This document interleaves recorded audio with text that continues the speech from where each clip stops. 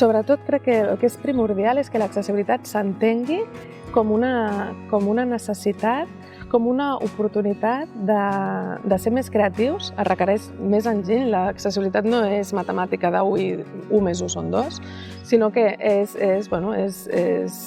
laboriosa, requereix de creativitat, has de saber entendre les necessitats de tothom i saber-les recollir de manera equitativa. Una de les millors maneres d'acceptar l'accessibilitat és si realment la fem d'una manera integrada, estètica, i que un dissenyador estigués conforme a utilitzar aquell espai, no? Llavors, que realment te'l sents com teu.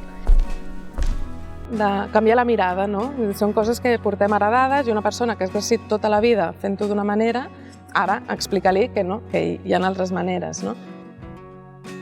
Realment la formació d'accessibilitat és necessària tant en els dissenyadors, en els arquitectes, però també en tot el personal de construcció o de manteniment, no?